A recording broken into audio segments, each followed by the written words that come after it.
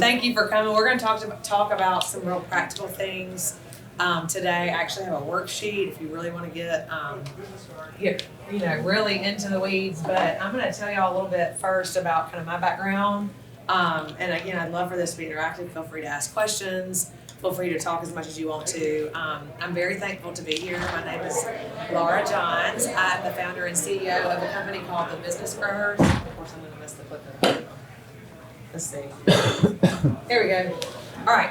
So I have been in technology my entire career, and I've also stayed in Mississippi my entire career. So a lot of times folks, outside of this great group that we have here at this conference, a lot of times people are surprised to hear that I've been in technology in Mississippi for almost 20 years. So I'm very thankful to be able to say that. When I was a little girl, I really liked to communicate. And I knew that biology, and every time I stepped in the hospital, I kind of got the heebie-jeebies. So I knew that medical career was not for me and was trying to kind of figure out what my path was. And I really loved, as you can see here, to talk a lot. So what I'm here doing today is right up my alley. But I have been, after college, I went to a company called SmartSync. Some of you may be familiar, kind of one of Mississippi's great technology success stories. They sold for $100 million in 2012. To a company called Itron. I was lucky enough after working there for 8 years to, once the acquisition happened and Itron bought SmartSync, I was able to go to Itron and really learn a lot about how $8 billion company does marketing versus a startup in little old Mrs. Jackson, Mississippi. So that was a really good experience for me. After that, I started a family and international travel at Itron was not working for the life that I was living, so ended up going to Fuse.Cloud, another great success story here in Mississippi, a managed services provider and voice over IP provider here in the state.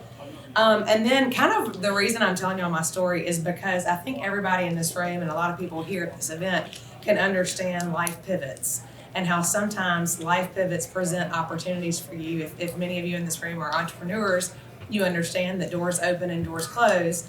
And for me, my husband took a job in Laurel, Mississippi as a worship pastor at a church in downtown Laurel. It was a great opportunity for him and for our family. So at the time I was trying to figure out how I was going to work full-time in Jackson and live in Laurel. And this was before COVID, back when working in an office was like a big deal. I don't know, it's kind of changed a little bit since then, thankfully. So I had a great boss. I was serving as a chief marketing officer at Fuse.Cloud. And had somebody who was willing to, and this is kind of also just a nod to like, as we're growing our businesses, being, hey there, I know you, how are you? Just a nod to being a flexible leader and understanding if your employees have life shifts that, they can be just as valuable wherever they are. I'm a big believer in that. So for a period of time, I was trying to make it work living in Laurel and working in Jackson. But to be honest, after I had my first son, I just knew that driving even a couple days a week wasn't making sense for me. So I started my own business called The Small Town Creative, kind of as an accident. I call myself an accidental entrepreneur. Can anybody say I'm an accidental entrepreneur? Okay. So I call myself an accidental entrepreneur because I moved to Laurel and I just needed a network of people like me. And I didn't know anybody. So I started a blog, and that blog turned into a business, and that business turned into a marketing consulting opportunity during a time in Laurel, Mississippi where things were booming because of a TV show.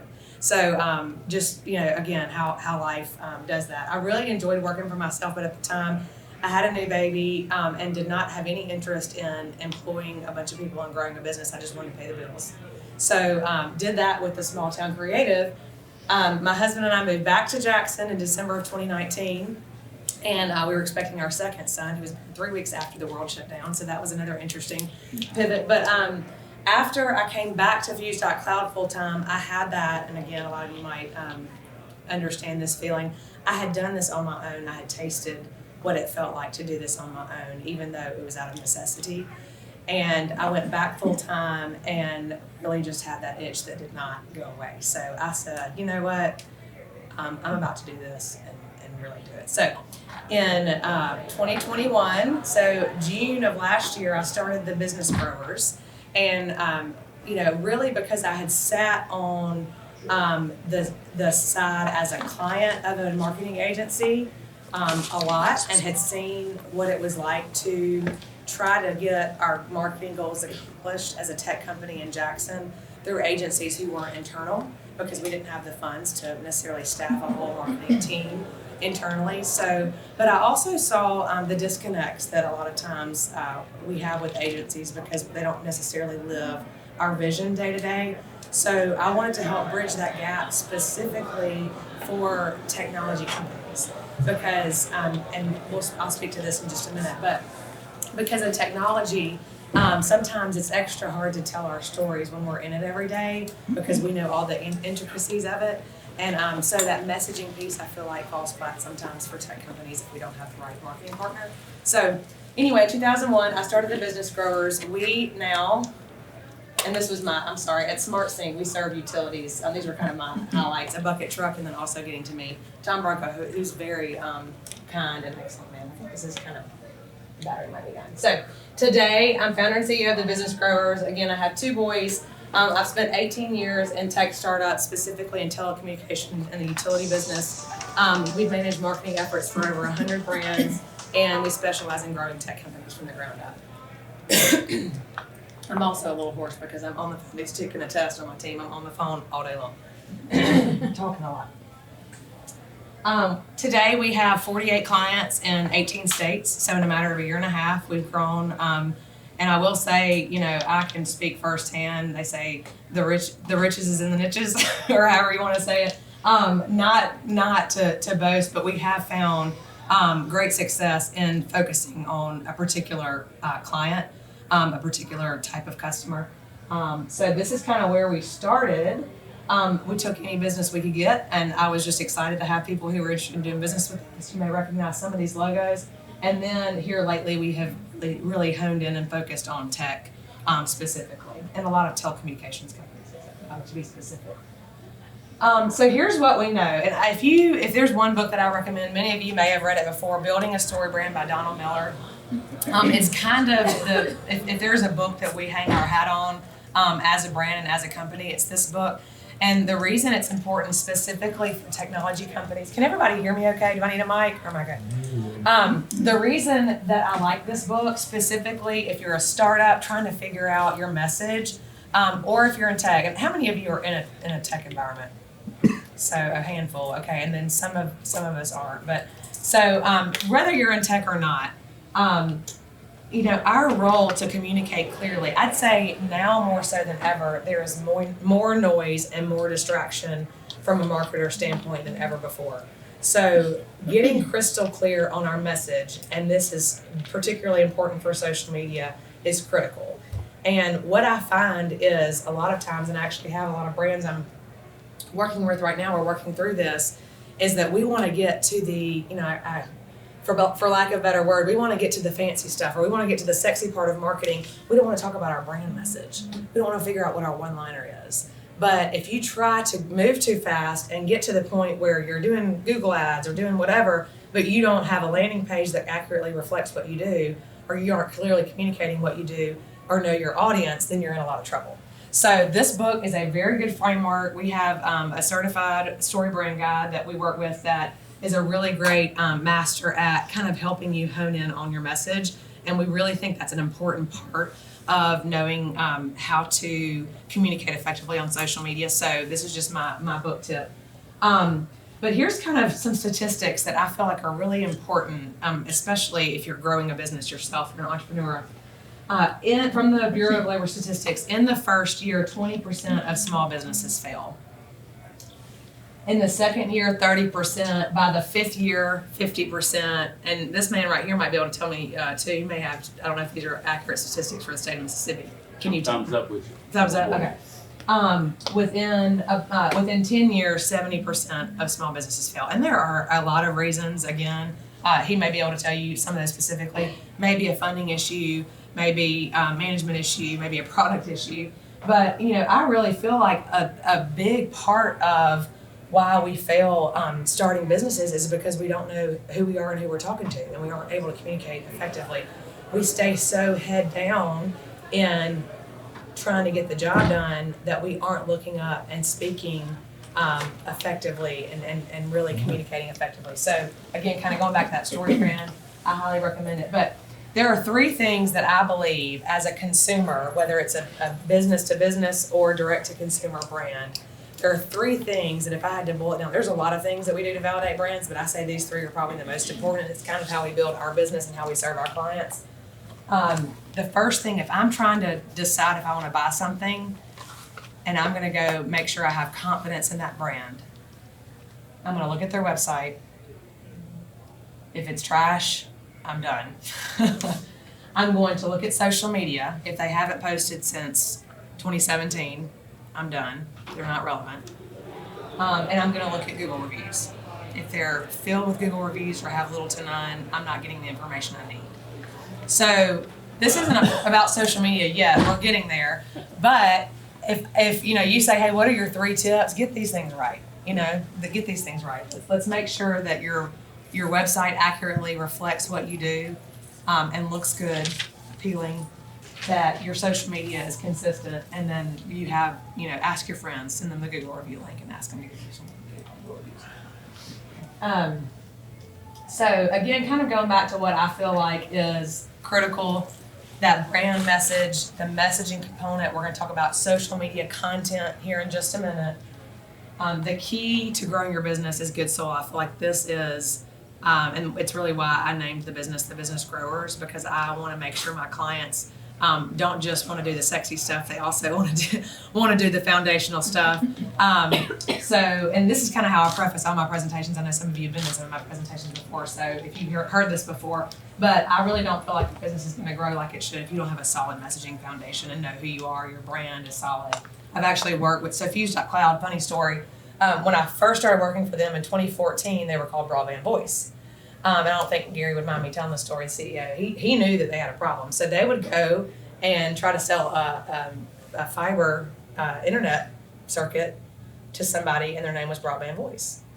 So they caused a lot of confusion because they offered a managed services product, they offered fiber internet, and their name was Broadband Voice because voice was originally what they did.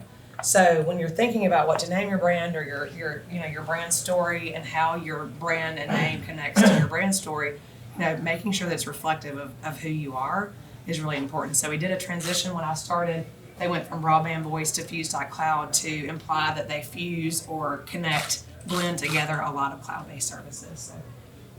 So, all right. So kind of going back to Donald Miller, Story Brand, he says if you confuse, you lose.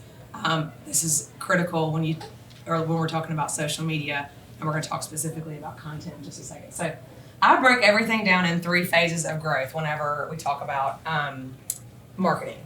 So know, grow, and scale are kind of our pillars. Again, that know phase is what I've been talking about this whole time. And when you're in the know phase, you're figuring out who you are, you're figuring out your messaging pillars, you're figuring out how to say what you do in 30 seconds, that type of thing. In the growth phase, that's kind of where social media lives. That's getting your website, your Google reviews, your assets, making sure you look the part, your business card looks like your collateral, your brochure, all of that. That's kind of this growth phase that we're going to talk about today. We all want to be here, but let's remember, we can't get here without know and grow first. So we're going to talk a lot today about social media tips and why it's important in that growth phase of your business to get that right before you start. Don't start putting ad money behind a social media post if your social media content is not effective. That's my point. Okay. So a couple of rules. And this, if any of you have been in any sort of social media course or class before, there are probably dozens of people here, by the way, maybe in this room, who know way more about social media than I do. I've just been doing it for a long time, specifically for B2B tech companies. These rules apply to whether you're marketing to a consumer or a business, so just know that. But before how many of you get overwhelmed thinking about social media for your company? How many of you are actually doing your own social media? A few? One? So how many of you have other people that are doing it for you? Okay. How many people are not doing it at all? A few. Okay. We're just getting started, but I have a question for you. Yeah, speak loudly, please. When you talk about social media, you've got LinkedIn, Snapchat, Twitter, and all. Yeah. And right now, that whole group is turned upside down. So Right. out of all of the Twitters and everything, which one would you recommend? We're going to talk about that. Okay. It depends on your business. We're gonna talk about that. I'm glad you asked that. So his question was, it can get overwhelming because you're like, am I supposed to be on Snapchat right now, or am I supposed to be on TikTok, or and to be quite honest, I mean, the truth is, don't be on all of them if your audience isn't on all of them. So whoever you sell to, be where they are. In my case, it's a lot of LinkedIn for my clients. I'm probably, my buyer is not a 23-year-old female, so I'm not on TikTok. I mean, I am on TikTok because it's fun, but I'm not expecting TikTok to grow my business. So you just have to kind of, and we'll talk about that. So that goes back to knowing your customer. Sorry for the extra slash in there. I did this after the Bonnie Raitt concert last night. So before you get started, know who your customer is. So that defines what platforms to be on, and we're going to talk about that. Know your platform. So these 1 and 2, you just answered the numbers 1 and 2. Know your customer. So I'm going to call on Stephen. Stephen, tell me who you work for. So I work with the Greater Jackson Alliance. Okay, Greater Jackson Alliance. So who is your target customer, or who do you sell to? We sell to businesses that are trying to locate to Mississippi or the Greater Jackson. Okay. So anybody outside of Jackson, business owner, entrepreneur, somebody. So he's trying to get people in business to move their business to Jackson, Mississippi. So how old is your target on average? These are established individuals. Established, so they're probably not 23, guessing. So Snapchat might not be a place where you want to waste his energy, right? What about you? Do you have a business? Yes. Can you tell me about it?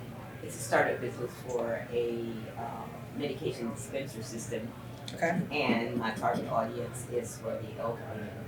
Okay, so you're definitely not on TikTok. Definitely not. Okay. Elderly and the blind. So there's certainly, a better place for her to send. I would suggest if it's for elderly, a lot of people are on Facebook. Yes. So I'd spend more time on Facebook than anywhere else if I were you.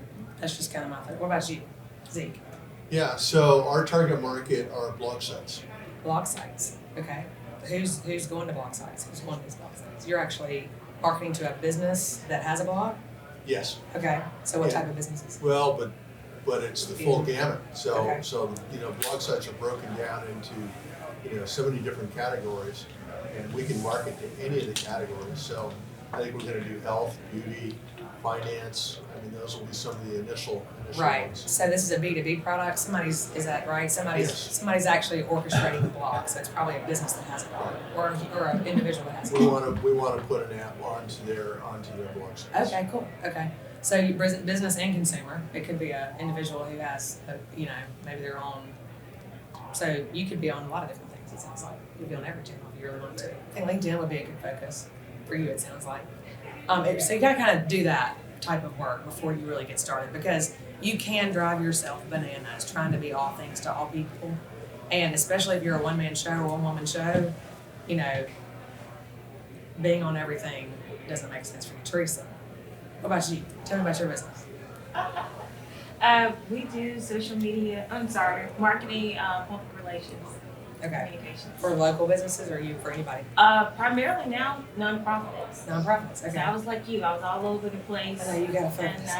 focus there. So a nonprofit leader or director of a nonprofit would be an audience for you. Oh, absolutely. Yeah. Yeah. Yeah. So for me, social media, primarily, Facebook. Yeah. Um, Some LinkedIn. the people I'm connecting with Yeah. are LinkedIn. Yeah. Mm-hmm. So don't try to be all things to all people. Know your platforms. Know your customer. And there's an exercise that I've taught before that kind of helps you drill in. But a lot of times in social media, it helps to name I call it an avatar, but name your customer. Let's drill down to where she shops. What she does. What does she look like? What's her name? What are her? Does she have children? Is she upper middle class? Is she, that type of thing? Really kind of understand who that is, so that every time you're writing content on social media, you're writing to her, and that really helps kind of break the noise up a little bit. Also, know your competition. I don't think we spend enough time doing this, but if you can take some time to see, all you got to do is look at your competition and look at what people are commenting on that they're talking about. And I'm not saying copy, I'm just saying see what their audience is engaging with and go see who's engaging with them. Let's just say at Susie Q123 is always commenting on my competition's post. Well, go follow her. right? So some of it's not rocket science. And sometimes we get so caught up, I say work smarter, not harder. Use the tools that, there are out there. I'm going to talk about tools in just a second. But also we get so caught up in content creation. And what do I say? And how do I say it? And what does the picture need to look like? If you don't have the bandwidth or the capacity to go create graphics and content, just start engaging with people. Spend 30 minutes or 15 minutes, 5 minutes a day finding those Suzy Q's that follow your competition and start engaging with them and start conversations with them. If that's all you have time for, do that. Because social media is social by nature. If you're just talking at people, that's not the whole picture, right? So we're going to talk about tools in just a minute, but make sure that you are using tools to your advantage, like scheduling tools. They all are associated with a cost, but if you are skipping 3 to 4 weeks worth of content because you haven't had time to physically post it, there are tools for that, and it takes an hour a month to sit down. I dare would say maybe more than an hour. She's the one that's doing a lot of it for us. So it takes a block of time a month for you to get in your zone and get dedicated, and then you can schedule out the whole month without having to think of it weekly. And then know your numbers. I'm going to show you an example of this, but a lot of times we're posting willy-nilly, and then we're never looking at what worked. Or what do people respond well, and then we post next month content without looking at last month. And the truth is, if there was one post that performed really well and the other ones were busted last month, then we just need to replicate whatever we posted that did well. So here's an example of a software that we've used to tell us data like this, but you can also, I'm going to show you in a second, a screenshot of, you don't necessarily have to have the software. You can use Facebook or Instagram or LinkedIn to tell you this information. Software just makes it look really pretty. But I always say, pro tip, mind the spikes. So again, if you have a tool like a Hootsuite, I think is what a lot of people use. We use Cloud Campaign, Sprout Social. Somebody use any tools? Buffer. Anybody have any tools that they love to use for scheduling social media? I have it named. Planoly is one of them, I think. So all of those will probably give you a lot of data, but really what you need to look at is impressions, which is the total sets of eyes on your content. So that might be more than the same person more than once. But total sets of eyes on content, engagement, people that are actually engaging, liking, commenting, etc. And then post link clicks is great, but that's not foundational. Impressions, engagement, and then growth. Did we grow? Did we lose people? Those are the three things: growth, impressions, engagement. If you're not looking at those things every month, then you're really not able to gauge your success. So usually in software, or you can do this inside the platforms themselves, you'll be able to see whatever we posted on January 10th, we need to do that again, right? So going back and making sure you're looking at your spikes to see what content performed well. Here's an example of a screenshot inside of Instagram. It's a client of ours. So accounts reached, again, is impressions. So Instagram calls it something different to confuse everybody. But accounts reached is a number of actual accounts that saw it. Accounts engaged, people who actually engage with your content. And then total followers, so looking at that growth every month. You can do this on Facebook as well. But you have the ability to do it. Reach, engagement, and new page likes. I have a quick question, and I may have missed this because I came a little late. And that is, you got a company, you want to get started on social media, you put up your company Profiles. so on Facebook or whatever, and then how do you get people to, how do you start? Invite them. So my pastor, our things at our church are engage, invite, invest all the time. Engage, invite, invest. Engage, invite, invest. And I was like, would it be bad if I used that same phrasing here? The first thing I would do is engage. Start engaging with people. Then invite them. So in other words, you engage as your company. With people. Okay. And then invite. I felt terrible using this. Is this being recorded? Thanks, Pastor Joe Thrasher and Way Church. And he's like on this kick right now too. So I'll have to tell him I gave him a shout out. So I first started engaging with people, but also if you are the owner of the page, like on Facebook, for example, you can go invite personally people, and that's, to me, like, people care about what I'm doing if they're my friends, because it's a lot of my family, a lot of my close friends on social media. So the next thing I do is invite. So I go invite them to like my page. Okay. And you can do that in a mass group or hand pick people. And then invest. I don't really know how that, you know. I'm trying to think how you can invest. Yeah, invest time. Yeah. Invest in the right resources. I was trying to connect and engage, invite, invest to social media. But certainly engage first, invite people personally. You can start, you know, a lot of times people do giveaways early on. That's a good way to like really fast. If you get a good, I mean, give away a Yeti cooler in Jackson, Mississippi, and you're going to get you some followers. I'm just telling you. I mean, or deer hunting something right now. You know, I mean, depends on what your product is, of course. But, you know, partner with the restaurant, ask them to share it. So a couple of, you know, if you have a brand that you partner with that's a good alignment, you know, ask them, say, hey, I'm really trying to start something. Would you mind sharing this on your page or doing a, you know, collaboration where you share something and they share something. So that's the way at first, giveaways, collaborating with other brands to get the word out, giving them some incentive to do that, and then start engaging and inviting. So here are some, is that answered? Does that help? Yeah. Okay, good. So here are some tips. You know, again, we are professionals that try to work smarter, not harder. So we are using resources just like the common man to make the work more efficient. We have clients in DC, Oregon, Denver. So we are not, and a lot of our clients, quite frankly, don't even have offices. So it's not like we are able to go around and take pictures of the office. So utilizing resources like Pexels, Canva, Unsplash has really great free photos. Those are all free. Canva has, of course, everything's got premium, you know. But using resources like that to get the images you need really help. And I will say, again, social media, people by nature are social. We like to see faces of people. So when we start talking about strategy in a second, just be cautious of posting image. I mean, something that's not an actual human.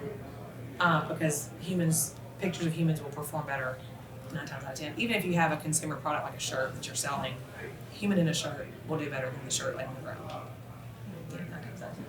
So Shutterstock is basically whenever Unsplash doesn't get you what you need on an image, you can go to something like a Shutterstock or Adobe Stock to get images. And you can also, these down here, Hootsuite, Buffer, Loomly, these are all scheduling tools. Again, like if you are growing to a point where you have multiple accounts, you could look at something a little bit more sophisticated than those. But, you know, we're not above looking at like an Etsy.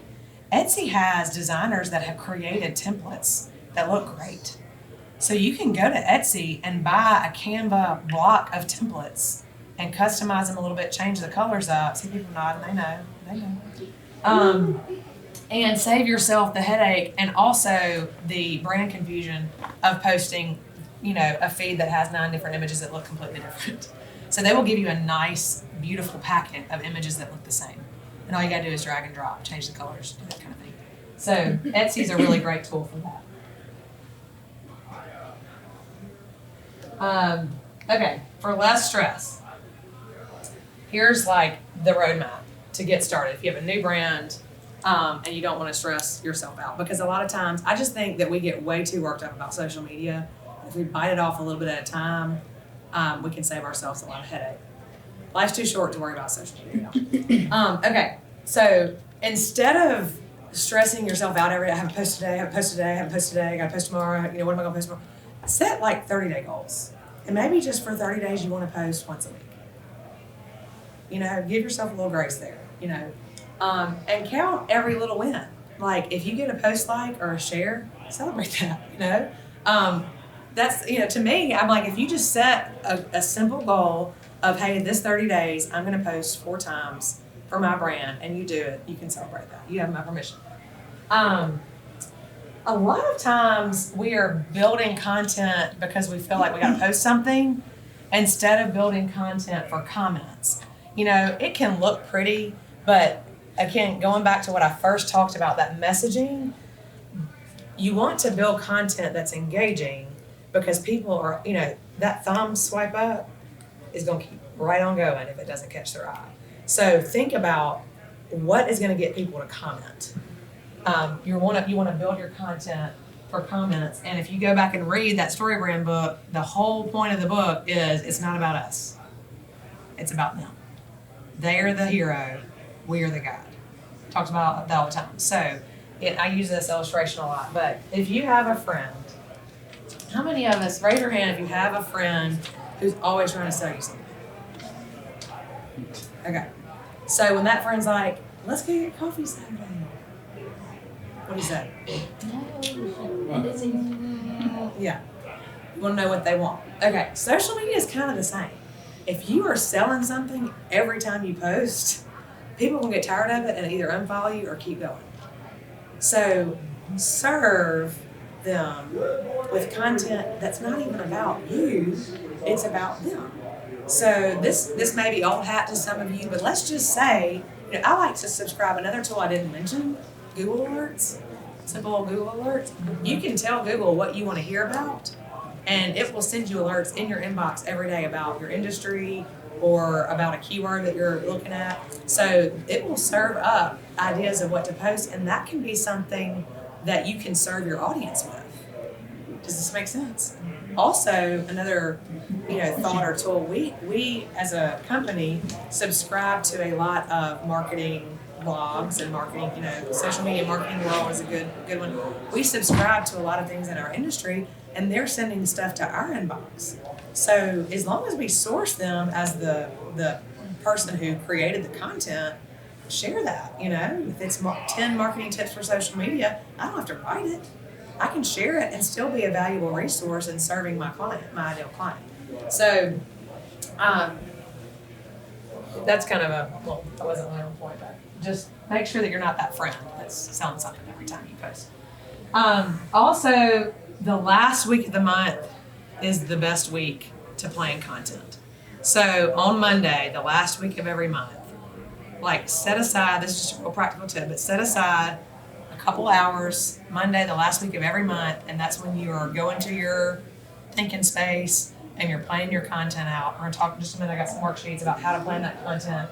But if you go ahead and post whatever your goals that you set were, let's say my goals were 2 posts a week for the whole month. If you do that all at the same time and put it on a schedule, you're done. Be consistent in frequency and visually. If you post once and you don't post again for 6 months, you don't post again for 6 months, I think that's why most people are in the room. We don't want that. So, get a strategy and stick with it. And then use content themes. Okay, we're going to talk about content themes in just a second. We'll see where I'm going with this. I'm about to give you a plan. Okay? All ready? Yeah, worksheets. All right. Yeah. Okay, the first page actually did not copy very well. They're supposed to look like this, but we're about to put our brands on paper and plan out November. All ready? Y'all get too excited, y'all. I feel like what kind of session is any good if you don't have a take home, right? You've already done this, I think. So, did you at the source? Were you at the source now? Okay.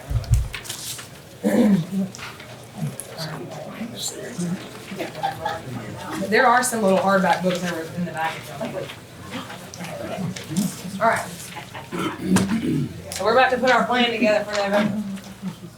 So if you're not doing social media, I don't think anybody here is not associated with the company. So just pick a company if you don't want to do it for your own company. But let's just humor me for a minute. Okay. Great resource, HubSpot. HubSpot tells you what social media holidays. If you go to HubSpot social media calendar, HubSpot will tell you what social media holidays are coming up. This is a great resource because we talked about the engagement piece being really important, making sure that you're creating content for comments. People love a holiday. This isn't just like Christmas or Easter. Hang on. We go back to this is like stupid holidays, right?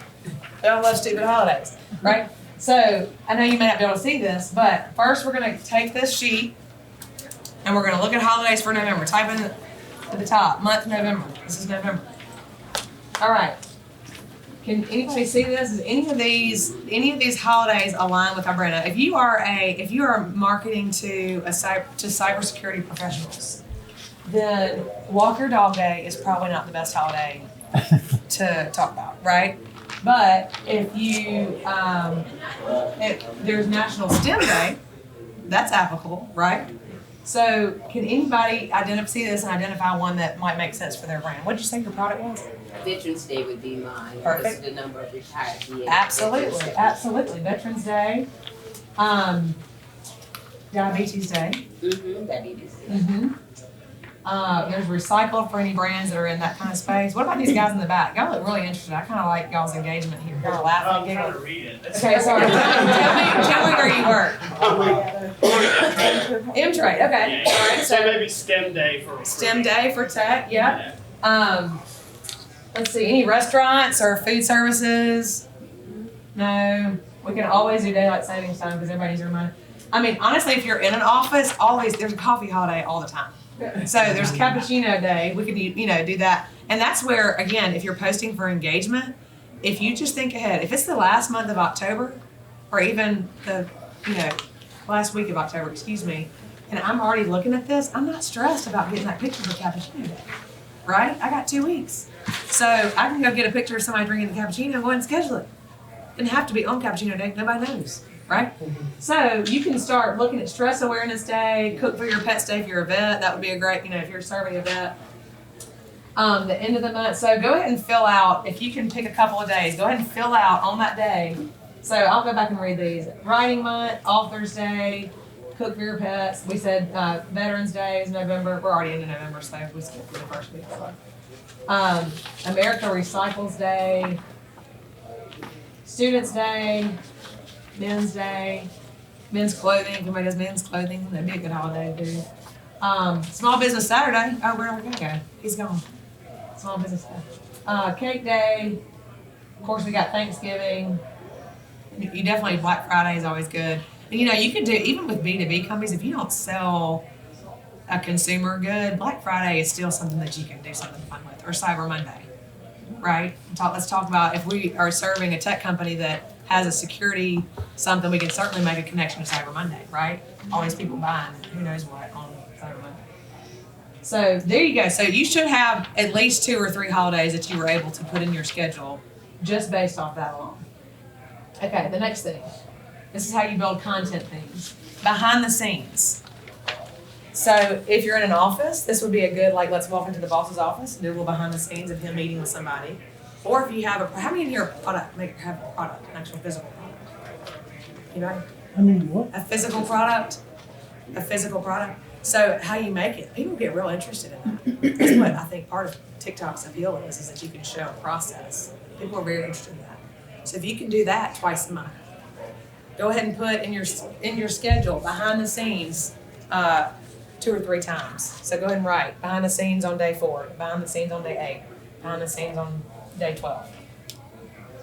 So that just means that day you're going to post something that's a behind the scenes, and that means the last week of October you can go around the office and take pictures behind the scenes and then schedule it for November. Again, nobody has to know. Holidays, we just did that, utilize the calendar. Engagement, ask a question, take a poll. Again, this is not about you, it's about them. So can we ask them a question that will help us do better in marketing to them? What do you prefer about this?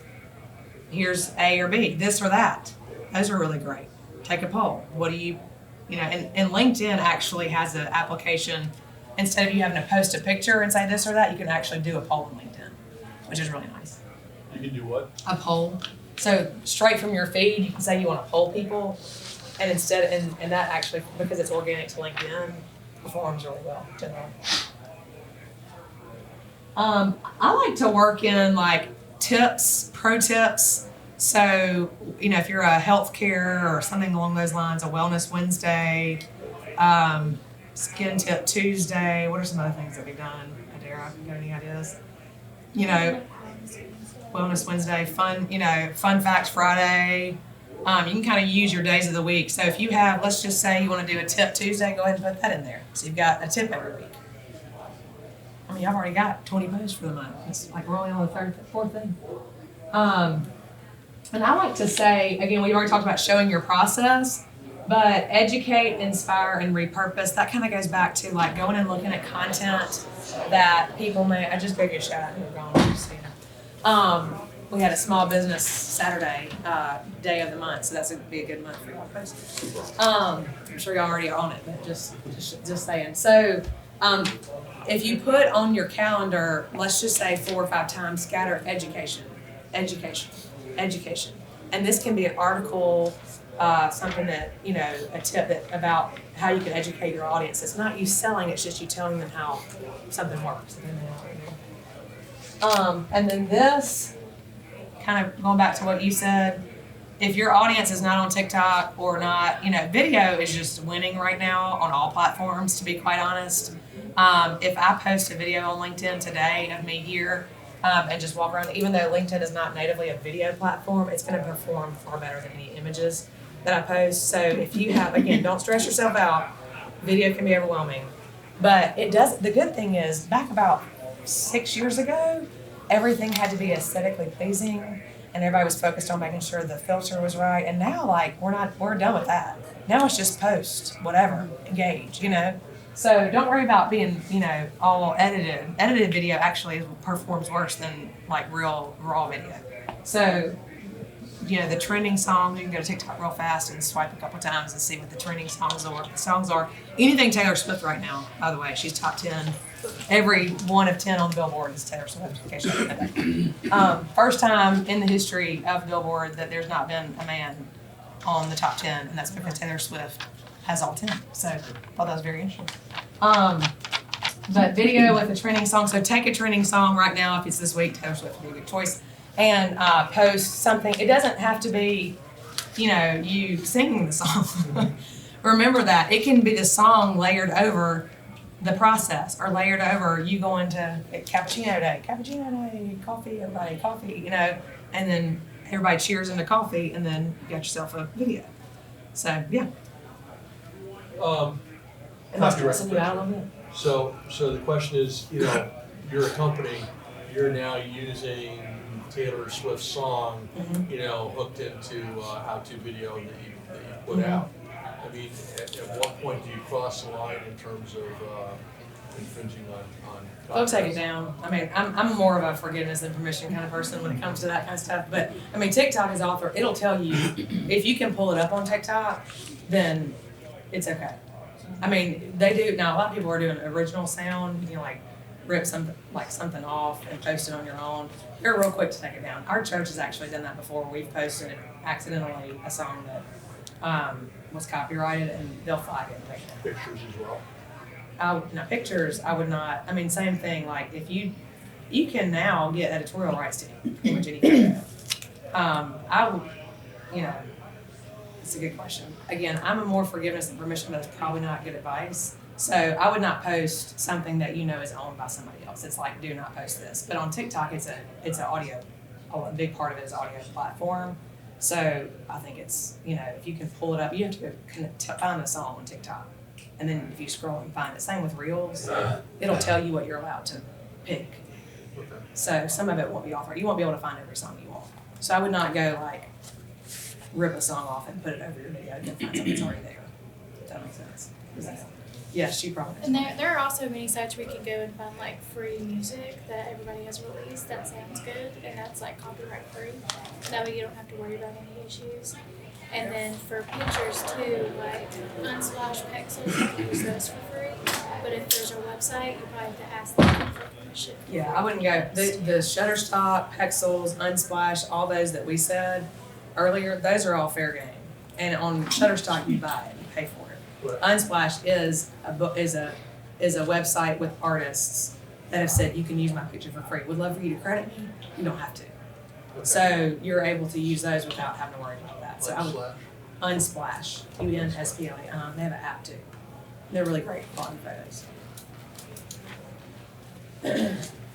So if you have done it behind the scenes, you've done some holidays, you've asked a couple questions, you've provided a Tip Tuesday, you have a couple with your process, educating, inspiring, or repurposing content, and you've got a video or two with the trending song, you've got your whole month plenty full. So is that helpful? Any other any other questions there about content? We got 10 more minutes. I want to make sure we have time to ask questions. And this is mine, if anybody wants to look me up or talk to me. Excuse me. Uh-huh. I came in this session late, but I want to make sure I kind of understand. Yeah. Uh, premise of the presentation. Okay. What you're trying to do is have a low-cost way of continuous marketing, Yeah, social media specifically, social Mhm. social media specific, because it's free. keeping your presence out.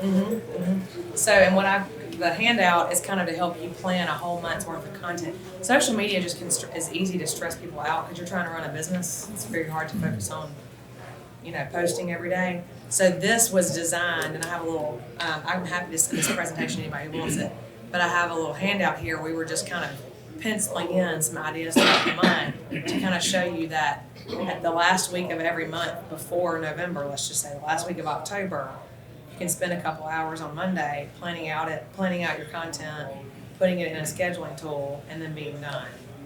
And that's all free or very low cost. Yeah, it's possible. What about other questions? How do you create one of those? I can't remember. A QR code. There's a QR code. It's QR-generator, I think. QR code generator. Yeah. And we pay a little bit because we like to customize ours. And I will say, kind of like cauliflower, the QR code has made a comeback. Yeah. I mean, back when I was growing up, cauliflower was like, eh. And now it's like they put it in a pizza. Same with the QR code. Like COVID, if we could, if we want to say the good things that came from COVID, I would say one of them is from a marketer standpoint. My 75-year-old dad knows how to use a QR code. He never used a QR code before because those restaurants were making us use them, right? So, I mean, that's the So you just go online to QR code. generator. And then they have a free option, or if you want to see, like we represent a lot of brands that use QR codes. We like to put a little logo or icon in the middle of them and make them pretty. But yeah, you can do that, and then you can put that anywhere. Yes, sir. Or two of you. I'll go right here, and then you. Yes, sir. So the whole summary is about Talk a little louder. You talk a little louder. The whole summary about making a business with social media is following the biggest trend just so we could get more profit or have a schedule. What was the question? Like The premise is. the whole entire summary was about having the most biggest of profit, like following the biggest trend. Just Yeah. you can plan out a schedule. Making more of an impact, by doing things like trend was one of them, but I think trend, keeping with trends can also get exhausting. Yeah. So I would say, if you have the capacity to do something with some trending video, trending music over it, that's great.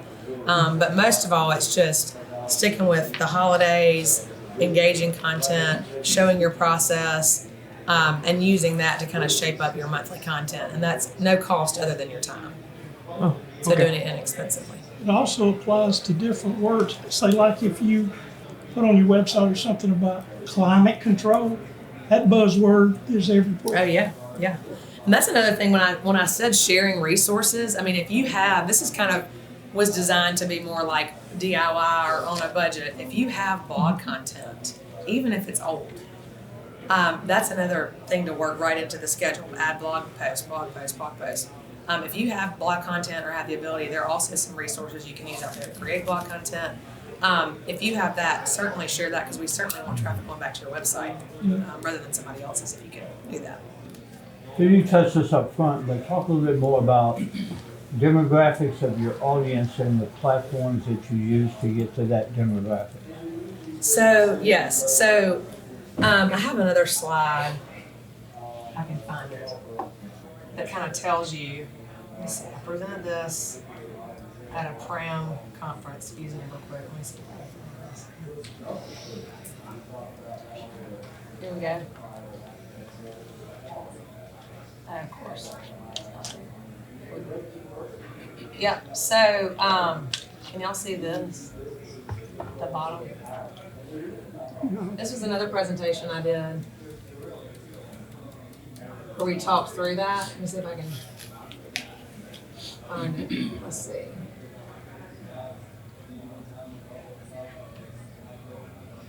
See, I'm telling everybody about it. Okay, yeah, so here's a couple of kind of breaking down the different social platforms, some of the newer ones. And this was a while ago, so this is probably dated information. But Snapchat has 280 million users, roughly. 69% of those are US teens. So if that's your audience, then I would spend time there. And you know, I don't know if y'all know this, but people, like teenagers don't text anymore. They Snapchat. That's how they text. If you have teenagers, you know. Up to like early 20s, that's what people were doing instead. Okay, TikTok, 837 million users. This was, again, outdated, so probably a billion now, maybe a lot more if y'all Google it. 63% of those are under age 35. So this kind of tells you, let's see, I thought I had this listed somewhere else. No, okay, never mind. I thought I had Instagram on here too. Instagram, you actually have a lot more, it kind of started as a young people platform, now it's kind of an everybody platform. But really if you're marketing to an older audience, I'd say 50 and above. If you're in the B2B realm, LinkedIn is great. But I think Facebook is a really good platform kind of to that audience as a general rule. My point was, you know, we get caught up in having, you know, so many things to post on that really a lot of times if we're posting on a platform like Snapchat, but our audience is a 60-year-old man, that's probably not the best platform. So just trying to remind you to use your resources wisely, use your time wisely. And a lot of these social media posting platforms like a Hootsuite or a Sprout Social, you can post the same thing to all platforms. So if you just want to post the same thing to Facebook and Instagram, you can automatically, and it does it automatically. There's no harm in that, but you know, definitely there's different types of content that works better. Longer form content, more paragraph type format is better for LinkedIn. But also we found we have a way to analyze every client and what that particular client, like short posts with pictures and, you know, questions in the first sentence. Like we have the ability to kind of see that. When you get this more sophisticated software, you're able to tell exactly what kind of content works for them. Sorry, I'm anything else? Any other questions? Happy to stick around for a bit. Is there a 10:30 in here? Okay, just kidding. I'll stick around out there. Thank you so much. Yeah, thank you.